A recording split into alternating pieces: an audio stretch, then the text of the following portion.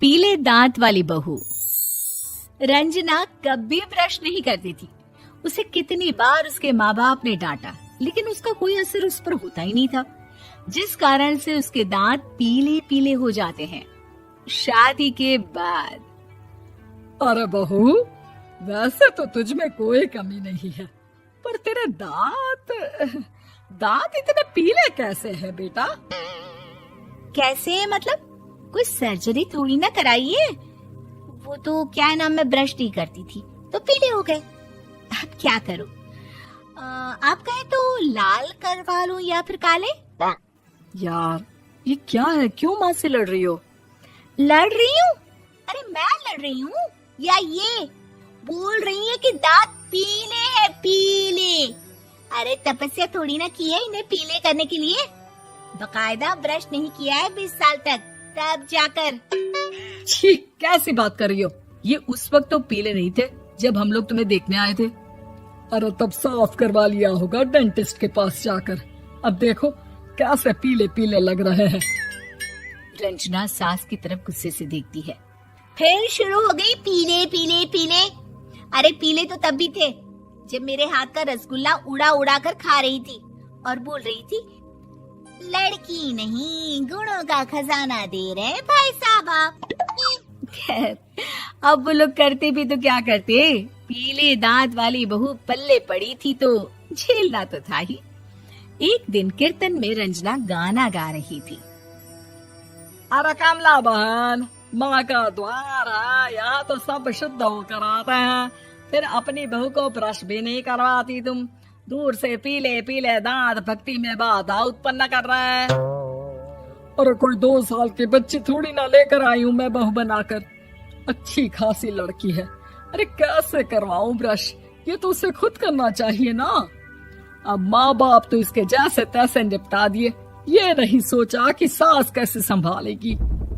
सास बहू को लेकर घर आ जाती है, लेकिन सोच लेती है कि अब इसे लेकर कहीं नहीं जाएगी। अगले रोज बहू कहती है, अरे क्या हो गया, मंदिर नहीं जाना क्या? कीर्तन का वक्त हो रहा है। मेरी मधुर वाणी से कान्हा जी जागते हैं और सोते हैं। आप तो जानती है ना उनकी भक्ति में कितना मन लगता है मेरा।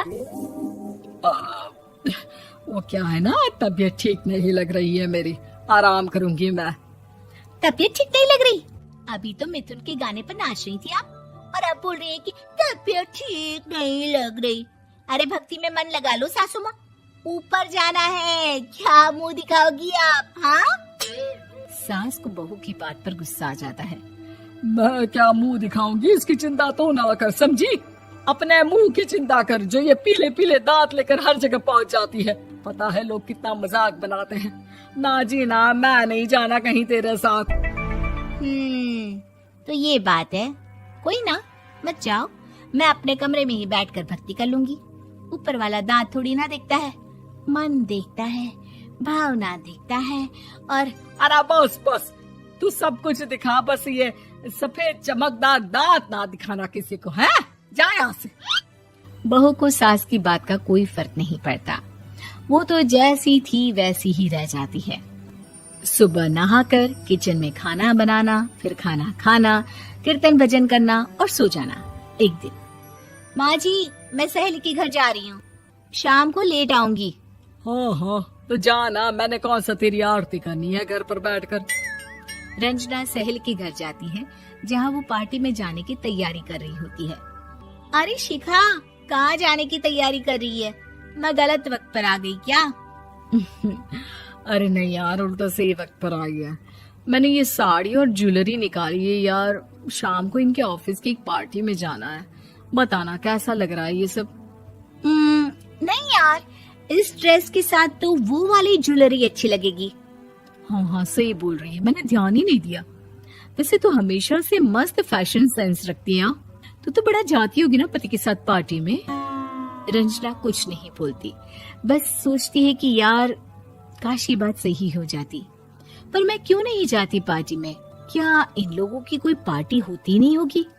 रंजना घर आती है और रात में पति से सवाल करती है, एक बात बताइए, आप मुझे किसी पार्टी में क्यों नहीं ले जाते? क्या आपके यहाँ ऑफिस में पार्टी नहीं होती? पति बेचारा क्या कहता कि दांत पीले हैं तुम्हारे इसलिए। अरे कोई पार्टी होती नहीं हम लोगों के ऑफिस में, तो कहाँ से लेकर जाऊं? और मार्केट, मॉल, कहीं वीकेंड घूमना, कहीं तो। अरे यार, सारे हफ्ते में एक छुट्टी मिलती है, तो सोचता हूँ कि आराम ही कर लूं। क्यों? रंजना मन मार के रह जाती है। पहले कभी सास के साथ मंदिर जाया करती थी, लेकिन वो भी सास ने ले जाना बंद कर दिया। घर बैठी बैठी रंजना बोर हो जाती है। तभी उसे आइडिया आता है और वो मायके जाने का सोचती है। सासू माँ, 2 दिनों के लिए मम्मी के घर जा रही हूँ। अच्छा अच्छा, ठीक है, आराम से जा।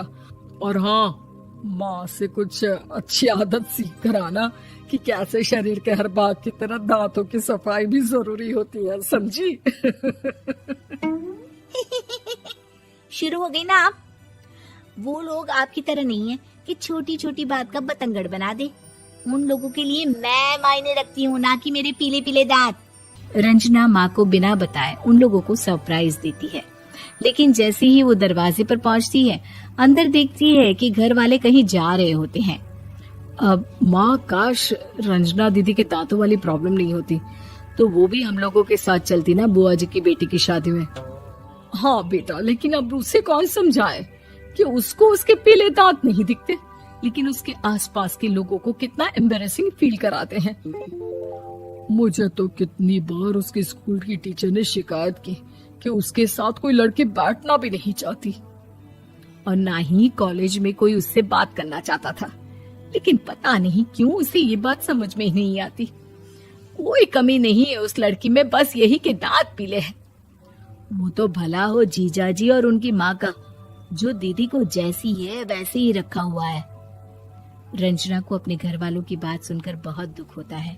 वो सोचती है कि वो क्या करे, लेकिन फिर वो सीधा डेंटिस्ट के पास जाती है, अपने दांत चमकाती है और कसम खाती है कि वो रोज ब्रश करेगी। अरे क्या हो गया? तुम तो 2 दिनों के लिए गई थी ना, पर कोई ना, अच्छा है, चलो आ गई तो। रंजना सास के सामने आकर खड़ी हो जाती है और पूरी स्माइल करती है, उसके चमकदार दांतों को दिखाती हुई। हैं? चले मंदिर। माँ, मुझे माफ कर दीजिए, मैंने आप लोगों को बहुत एम्बैरेसिंग फील करवाया। मैं आज से रोज ब्रश करूंगी।